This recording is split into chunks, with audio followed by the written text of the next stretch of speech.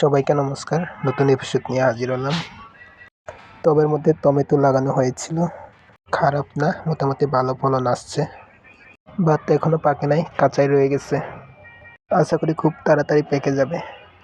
Tomato আমার কাছে কাঁচাই ভালো লাগে, ডালের সাথে দিলে আর কিচ্ছু লাগে না। আর আমাদের পদ্ধতিতে খাড়ি হলে তো আর কোনো কথাই নাই। খাওয়া যেমন তেমন, গাছের মধ্যে এরকম ফলন দেখলেই অনুভূতিটাই অন্যরকম লাগে, মনের মধ্যে শান্তি চলে আসে। কষ্ট করার পর সেই কষ্টের ফল পেলে কার না ভালো লাগবে না বলো।